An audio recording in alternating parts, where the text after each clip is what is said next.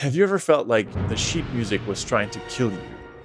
I've been there many times, and I think music notation needs a reform. For the longest time, I've been aching to compile all my various grievances with traditional music notation. Everyone that I talk to about this are saying, like, well, actually, it's not really possible to make changes to the system because existing musicians will be all confused and blah, blah, blah. It's over. I don't think so. I think if an idea is just better, there's probably a way of making it win the natural selection of ideas. And I don't have everything figured out. This is why I'm putting out this video. I just want to see which ideas resonate with you guys, which ones you agree with. So I'll be looking forward to reading your comments down below. What we're going to do here is start with problems that are pretty obvious and that I think have easy fixes.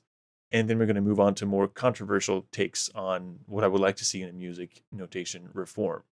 So first of all, ties and slurs should look different. So slurs are basically these long lines over a group of notes which indicate first that these notes are part of a musical phrase, and also they generally indicate that you should be playing them legato. Whereas ties are basically the same symbol but connecting two identical notes, and you basically add up their rhythmical value. You just maintain the note longer. You don't actually play the second note. There's no rational argument for having the same symbol for these two things. It's super easy. We could just switch the tie symbol to an angled line, and that's it.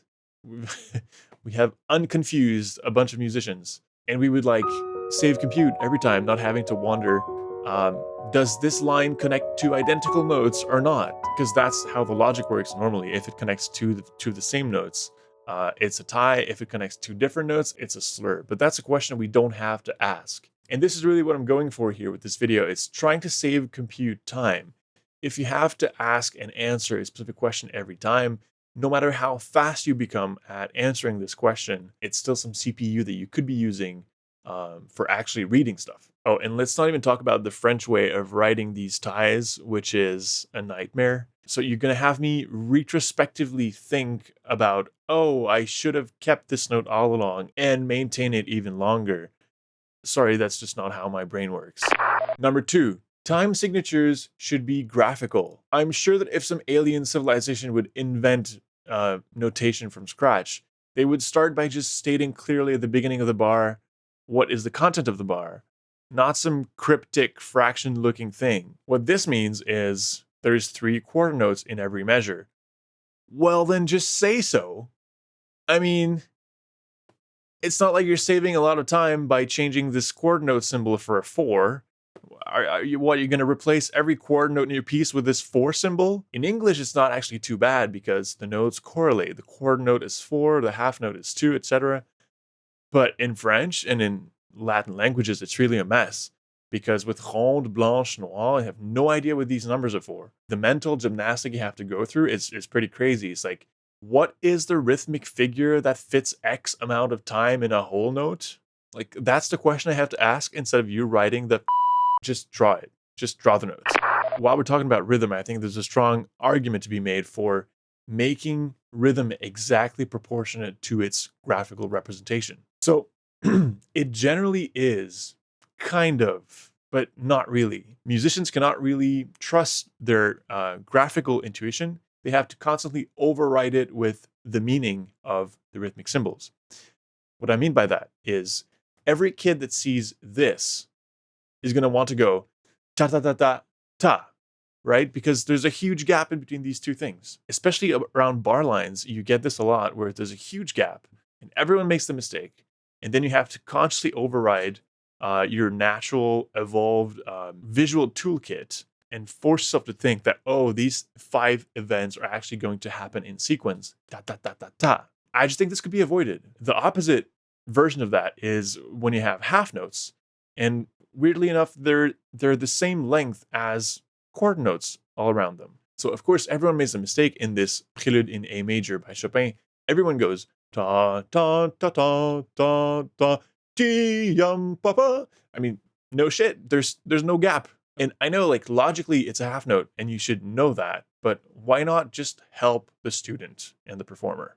Because mostly the only counter argument is we're going to be wasting ink and paper. Honestly, in the digital age, is that really a problem? Everyone is writing on software and reading from iPads anyways. So for instance, those two measures by Mozart are a mess in the Peters edition. Basically, there's a bunch of problems with this. So first off, the dotted quarter note is exactly the same length as the eighth notes around it.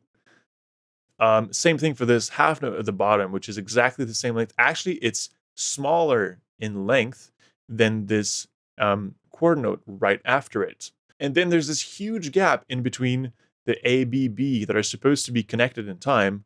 Everyone's going to make the mistake of being ta-da-ta if they're starting out in music. And then you have this rhythm, which honestly looks like a 3-on-2 to me, graphically. I just had a student play a Scriabin prelude in G major, and there's exactly this rhythm. I think it's opus 11 or 13. And he was stuck in the ta-ta-ta-ta-ta-ta-ta. And I had a lot of trouble convincing him that this was actually ta-ta-pum-ta-ta-ta-pum-ta. Because it just looks like that. There's a way of taking this argument one step further and actually saying, well, the longer rhythms should just be graphically extended to match their actual duration. And I think there's a strong case to be made for that. For instance, if you have this, well, it should be notated like this. So not only spaced out properly, but also graphically extended.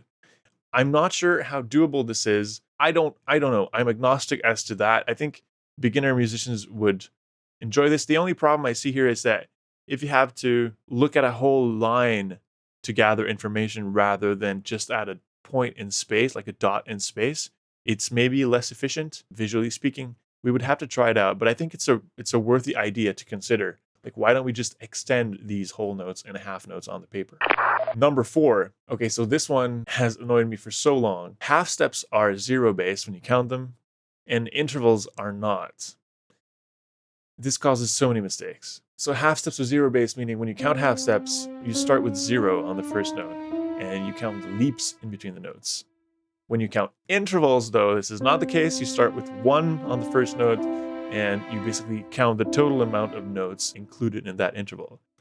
And, personally, my musical worldview would not be completely shattered if this was a second, minor second, major second. This could be a third. This is a fourth, sixth. And my friends, this is the 7th. I know it's a hard pill to swallow, but it makes sense. There's 12 half-step leaps between C and C in an octave, and there's 7 note leaps in between the different note names. So why not just make the two systems the same? So that would be the 3rd degree. This would be 2nd degree, always minor. 1st degree, always minor too. And this, my friends, would be the 0th degree, which could be kind of nice actually if you're trying to, plot chords on a chart, and you would have your tonic as this 0th point in the middle. So I'm just saying, these two systems could operate in the same way, but they don't. So come on now. Music students 100 years from now are going to thank us for our humility and adaptability.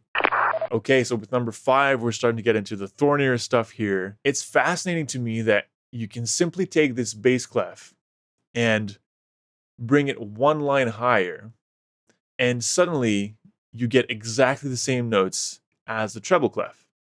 And in centuries upon centuries of piano literature, no one thought that this was a worthy update to make to the system. So basically, if you raise the bass clef by a line, you've just killed the bass clef. And that's exactly my point. I've taught piano a lot over the years. Probably I've been doing this for 15 years. And the one single mistake that people make the most often, like a huge margin, I think a lot of piano teachers would agree with me, is confusing treble and bass clef. Thinking you're in bass clef, but actually there was a treble clef at the beginning of the measure, and blah, blah, blah. And what I'm saying is, what's the point of having a bass clef? So that we can have this nice little symmetry in between the clef where the middle C is sitting neatly exactly between the two clefs. I would trade that any day for not having to internalize 2 different reading systems and choose between the 2. The advantage of not having to ask the question, are you in treble or bass clef, saves you so much processing time and prevents so many mistakes. And less mistakes, more happiness. More happiness, more people doing music. More people doing music, probably a better world. I would hope so. I know that some instruments, range-wise, fit better on a bass clef than a treble clef, but again, it's just one line. I'm going to leave the alto players out of this discussion with their C clef. I mean, you guys can just do whatever makes you happy. But piano-wise, why not have only one clef, the treble clef? In fact, you could completely remove the clef if you just know what clef you're in, and replace that piece of redundant information with the number of the octave at which you're actually playing. So that gets rid of octava or 15 MA, whatever symbols. You can just write the number of the octave. So 4 is when you're playing right above the middle C, 6 would be 2 octaves higher, and 2 would be 2 octaves lower in the left hand. So you could just write the octave. Paradise. Also, this uses the normal MIDI octave system that producers are familiar with. Great. Number 6, which is the last item on my list for now, chord symbols are a mess. And this is tricky because if you update some form of the notation, it can create some problems elsewhere.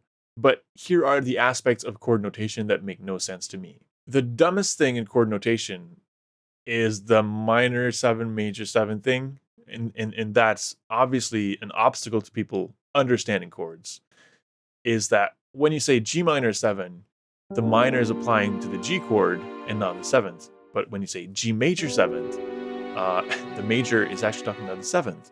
And that is not at all obvious, especially not in spoken language. And more generally, when we're talking about an interval, sometimes we use flat, like flat 5, sharp 5. Sometimes we use minor or major, as with the 7th or the 3rd. And sometimes we use plus or minus in certain notations. So it's really confusing. All these things are basically saying the same thing, which is you take the normal location of the interval and you alter it by a half step. So there shouldn't be 3 ways of saying this. So sharps and flats are kind of confusing because sometimes the sharp 5, for instance, means you actually go back to the white keys, like in the case of E flat augmented. So this is why augmented is probably just a better word than sharp 5, because you're not actually adding a sharp, right? Minor and major kind of work, but some intervals like the 4th and the 5th cannot be major or minor. They can only be augmented or diminished. This in itself is pretty weird. Maybe it should have been another bullet point. But in any case, minor, major is not universal enough to use it everywhere. So that leaves us with plus and minus, which I kind of like because it gives a magnetic feel to music. More on that later. I'm working on a theory of harmony that only uses magnets, but we'll see where that goes. So let me suggest an improved method for writing down chords. I'm curious to see in the comments where you guys think this system will fail. We're going to keep a lot of logic intact, but we're going to switch to plus and minus in general. The only place I would keep the traditional minor, major, and augmented, diminished is when we're talking about the basic triad. So I would have like 2 phases of writing down the chords. We're going to keep that, G alone is major, GM is G minor, but we could also add GA and GD because the 5th is always going to be augmented on a major chord. So you can actually agglomerate these 2 things together and just use the letter A for augmented. And the 5th is always going to be diminished on a minor chord. Normally, those 2 things come together. So with G, GM, GA, GD, and let's throw in GS for suspended, you cover all the basic triads on which you're going to build stuff later. So like that, you get rid of the weird flat 5s that are like at the end of the chord. It's like, why are they placed there? It's the basic triad, right? On top of that, you can just line up your extensions, and we keep the same logic where a higher number implies automatically all the other extensions below it. And if you want to alter an interval, well, you mention it and you put plus or minus before it. So G parenthesis flat 9, no need for parentheses anymore because it's the minus sign. It's just G minus 9. F sharp minor 7 flat 5 with a 9th becomes F sharp D9. So you get rid of problems like G minor 7 flat 5, you diminish the 7th, and now the whole chord symbol changes and becomes G diminished 7th. I mean, why is that? In my system, it just moves from GD7 to GD minus 7. End of the story. And you obviously get rid of the problem I was talking about earlier with minor 7, major 7, because G minor 7 stays GM7 and G major 7 becomes G plus 7. You also get rid of the weirdest thing in chord notation to be, which is that, okay, let me ask you this question. In G major 9, what does the maj apply to? Does it apply to the G chord or does it apply to the ninth? Well, it applies to none of those things. It applies to the seventh, which is not even mentioned in that notation. So that's crazy. In my system, it would become G plus 7, 9, because you have to specify the seventh since it's altered from its normal position. This also eliminates the need for parentheses, since the plus and minus sign, since they're always before the extension, we always know what we're talking about. And since there's no longer flats and sharps in the extensions, you can no longer get confused. Wait, is this a G flat 9 chord or is it a G flat 9 chord? So that frees up parentheses for another use, which would be to kill the add symbol. Add just looks weird. Like why would you write these letters in a chord symbol? It's just too long. So an interval in parentheses would mean you would only add this interval and not all the other ones below it. So G7 add 13 just becomes G7 parentheses 13. There you go. You got a nice, clean, easy to teach, easy to understand chord notation system, which is efficient because it combines letters for the basic triadic structures with numbers for the higher extensions. I think if you have only numbers, it's a bit confusing, but this strikes a balance to me. Like and subscribe, but most importantly, go make music, like right now.